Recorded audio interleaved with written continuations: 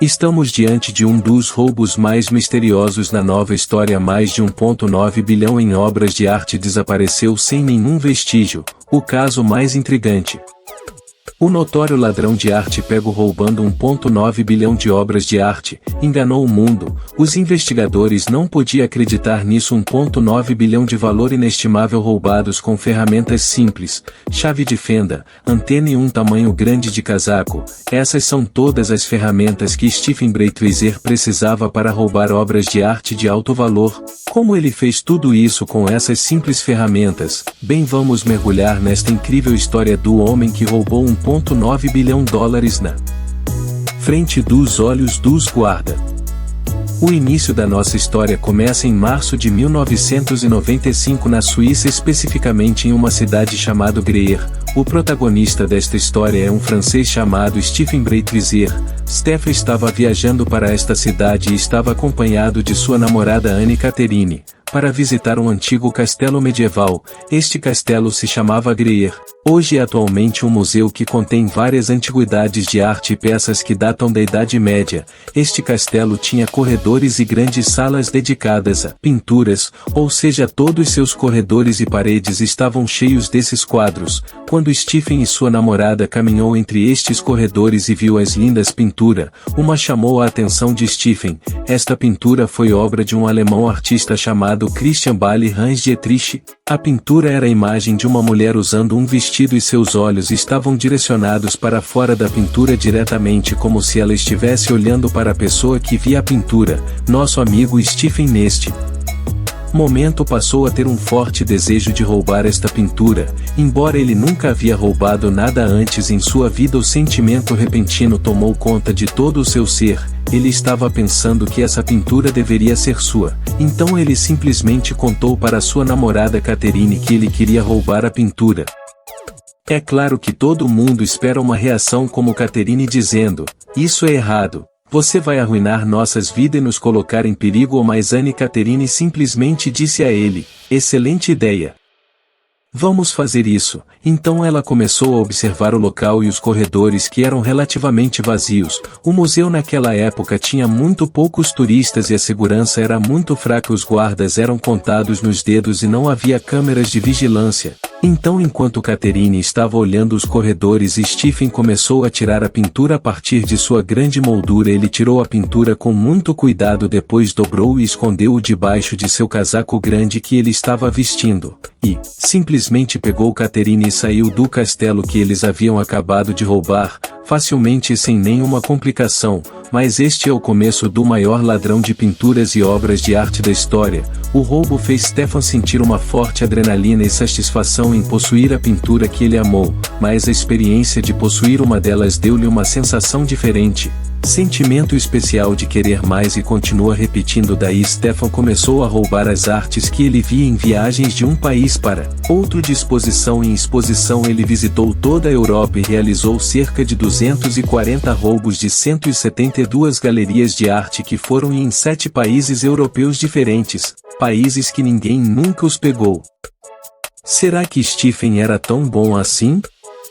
Qual tipo de operações complexa ele estava realizando? Para conseguir nunca ser pego pela segurança, essas operações eram muito simples. Como a primeira operação que ele fez e sua amada Catherine, que se tornou seu parceiro permanente nestas operações, que era designada para monitorar os corredores. A tarefa de Stephen é soltar os parafusos que fixam a pintura à moldura, e depois que ele termina ele tira as dobras e coloca a pintura sob seu casaco grande, mas talvez porque a segurança seja fraca ou não. O segredo era simplesmente a inteligência de Stephen quando escolhia seus alvos. Se ele escolhesse museus famosos e grandes, ele teria sido facilmente preso, porque esses museus são sempre fortemente vigiados. Stephen estava focado nos pequenos com segurança fraca. Stephen em suas operações sempre usava as mesmas ferramentas, chave de fenda que ele usou primeiro para desparafusar a pintura de suas molduras, uma antena do tipo que expande que ele usou para desviar as câmeras de vigilância das galerias que ele estava roubando, e o casaco grande que ele usava para esconder as pinturas dentro depois de dobrar. Mas claro que a ferramenta mais importante era ele. pois tinha autoconfiança e frieza que fazia com que se mantisse calmo sob quaisquer pressões que possam ocorrer durante a operação. Esta incrível confiança o tornou capaz de roubar a mesma galeria ou museu mais de uma vez, sempre se disfarçando com algo simples como um bigode, barba e roubava novamente da mesma forma sempre com sua autoconfiança. Era algo fora do comum de acordo com estimativas do New York Times. Valor total das pinturas e obras de arte que ele roubou foi cerca de 1,9 bilhão de dólares. Imagina esse número. Com tudo isso, Stephen não parecia haver nenhum sinal de riqueza. Pelo contrário, ele estava vivendo uma vida abaixo da média. Ele estava trabalhando como garçom em um restaurante e sua namorada Catherine estava trabalhando como enfermeira. Imagine que eles estavam morando no sótão da casa da mãe de Stephen. Eles não foram capazes nem de morar na sua própria casa. Então por que eles moravam assim, apesar de todos esses roubos e o alto valor das pinturas que ele tinha? A razão é porque Stephen não vendeu nenhuma das pinturas que roubou. Porque a razão é que ele não estava roubando essas pinturas para se beneficiar financeiramente, ele os estava roubando porque ele ama a arte nessas pinturas. Se voltamos ao primeiro roubo que Stephen fez, da pintura da mulher, foi porque ele ficou realmente impressionado com sua beleza e a arte nela. Ele nunca roubou pelo seu alto valor. Cada canto e cada vazio nas paredes do modesto apartamento de Stephen estava cheio com pinturas que valiam até 1,9 bilhão de dólares. Coisa estranha. E o fato de não vender as obras deu a Stephen uma enorme vantagem como ladrão de arte, pois esta é uma das razões pelas quais a polícia não conseguiu pegá-lo. Porque o fato é que a maioria dos ladrões de arte são pegos depois de pouco tempo, pois eles começam a vender as coisas que eles roubam. Esta é uma das razões mais importantes pela qual Stephen não foi capturado, apesar das centenas de roubos que ele cometeu.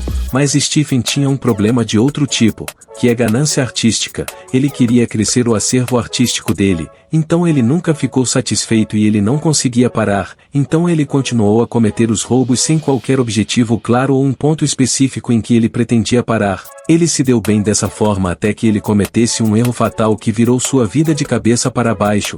Esse roubo foi na Suíça. Especificamente no museu de uma cidade chamava-se Lausanne e o ano era 1997. Stephen e Catherine entraram no museu e escolheram uma pintura como alvo e começaram seu processo habitual. Catherine observa os corredores e Stephen realiza o processo de retirar a pintura da sua moldura. Depois Stephen desparafusou os parafusos da moldura. Ele tirou a pintura, dobrou e guardou no casaco grande como de habitual e depois com calma e confiança foi até a porta do museu. Mas enquanto eles estavam saindo do museu, um dos guardas notaram que Stephen estava tentando esconder algo debaixo do casaco. O guarda começou a suspeitar que algo estranho estava acontecendo, então o guarda deu uma volta rápida no museu e notou que havia uma pintura faltando. Ele correu atrás de Stephen e Catherine, que já tinham saído do museu e estava a entrar no carro deles, e antes que o carro comece a se mover, o segurança parou o carro e impediu Stephen de escapar, e para piorar havia uma delegacia de polícia localizada perto de onde eles estavam e muitos policiais presentes. Então Stephen não teve escolha senão se entregar-se à polícia sem resistência. Stephen foi detido na delegacia e ficou aguardando seu julgamento. No dia seguinte o julgamento foi muito pequeno e simples porque o crime não foi considerado um problema importante e a pintura que Stephen estava roubando não era de alto valor ou de grande importância. Então Stephen veio chorando e fingindo estar arrependido no tribunal. Ele disse que esta foi a primeira vez que ele fez algo assim em sua vida e que foi apenas uma decisão momentânea, devido a um estranho impulso de possuir aquela pintura e que não tinha antecedentes criminais, e com sua representação de remorso e arrependimento o juiz acreditou em tudo e o libertou sem uma penalidade pesada. A decisão do juiz foi que Stephen permanece sob supervisão de 8 meses, período e que ele deveria sair da Suíça imediatamente e que ele não poderia voltar até seu término do período de supervisão, o que significa que depois de 8 meses este incidente não iria afetar Stephen em nada, porém no futuro faria toda a diferença em sua vida. E durante os anos que se seguiram, ele continuou com os roubos habituais em vários países europeus exceto a Suíça e, claro, 4 anos depois, em 2001, Stephen sentiu que a tentativa de roubo que ele tinha sido apanhado tinha sido esquecida e chegou a hora de ele voltar para a Suíça novamente.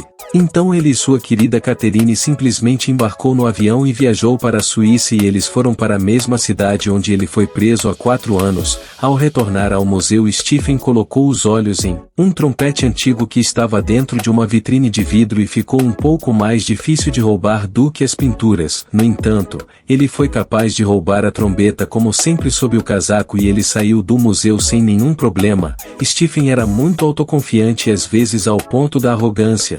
2 dias depois ele decidiu voltar disfarçado para o mesmo museu e roubou uma nova obra de arte. Ele entrou com confiança com Catherine e pediu para ela ficar de olho na pintura que ele estava mirando, e Catherine começou a realizar sua tarefa habitual, observando os corredores, e ele começou o processo de remoção da pintura em sua moldura. Depois que ele terminou de remover a pintura, ele o escondeu debaixo do seu casaco como de costume, mas desta vez ele se viu cercado por guardas em todas as direções.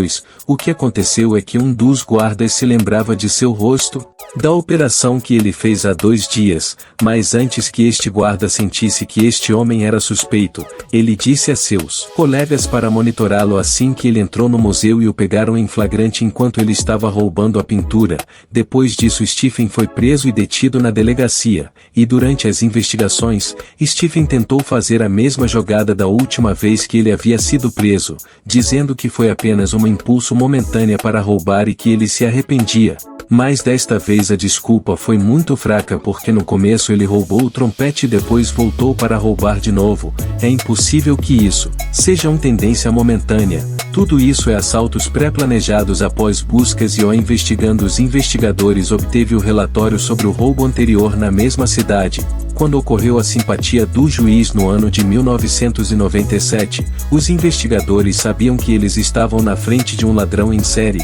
Então a polícia suíça contatou a polícia francesa e contou-lhes os detalhes do caso. A polícia francesa obteve um mandado para revistar o apartamento de Stephen, que, como dissemos, estava localizado no sótão da casa de sua mãe. A polícia entrou na casa e lá foi uma surpresa. O apartamento estava completamente vazio de quaisquer pinturas ou obra de arte, não havia nenhum vestígio de nada nele. Como isso aconteceu? Como aconteceu? Todas as obras de arte desaparecem. O que aconteceu foi que Catherine, sua namorada, no momento de sua prisão, imediatamente ligou para a mãe de Stephen. Disse a ela que ele havia sido preso e disse a ela que ela deveria esconder todas as pinturas e obras de arte roubadas sem qualquer atraso. Na verdade, a mãe se moveu tão rapidamente quanto ela pôde e se livrou de toda a arte que estava no apartamento. Ela simplesmente queimou uma parte, e quando ela sentiu que não conseguiria queimar o resto, ela jogou na água no canal da cidade, e vários dias depois algumas pessoas notaram as pinturas boiando na água, e quando as autoridades vieram e começaram a recuperar essas pinturas, eles sabiam que eram pinturas roubadas de diferentes museus por toda a Europa, e algumas dessas pinturas valiam milhões. Depois que a notícia se espalhou, polícia suíça que estava segurando Stephen foram informados de que Stephen não sabia nada sobre o que aconteceu em sua casa. Então os investigadores disseram que tinham encontrado todos seus roubos, e então Stephen começou a confessar e contou-lhes tudo. A polícia e os investigadores não imaginavam que ele poderia ser aquela pessoa que roubou todas essas pinturas e obras de arte de vários países europeus, mais de 170 galerias. Stephen confessou tudo, e depois de sua confissão, ele foi condenado a 3 anos na prisão, mas só passou 2 anos preso. E Stephen não foi o único. Catherine também foi presa por 6 meses, e a mãe de Stephen ficou presa por 1 ano e 6 meses. Porque foi ela quem destruiu as pinturas. Depois que Catherine saiu da prisão, ela não queria continuar a vida com Stephen, e quanto à mãe de Stephen, ela nunca mais se comunicou com eles. Stephen viveu anos muito ruins depois que ele saiu da prisão.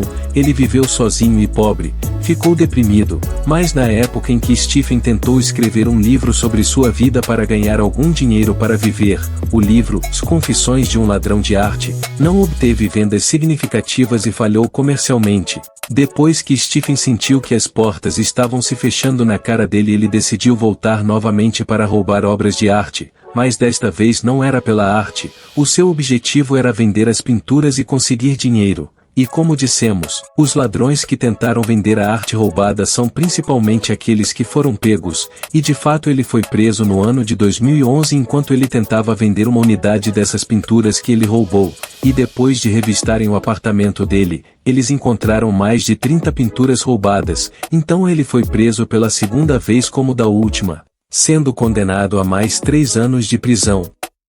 Depois que ele saiu da prisão desta vez ele permaneceu sob vigilância e foi preso pela terceira vez no ano 2019, quando ele foi pego tentando vender algumas antiguidades no eBay. Esses itens provavelmente foram roubados antes de ele ser preso. Depois desta detenção ocorrida em o ano de 2019 não se teve mais notícias de Stephen. No entanto, Stephen Breitrezer imortaliza seu nome como o maior ladrão de artes da história e provavelmente não há ninguém que estará competindo por este título. Aqui chegamos ao fim da nossa história. Se você gostou, não esqueça de curtir, inscreva-se e ative o botão do sino para que você possa receber novos vídeos.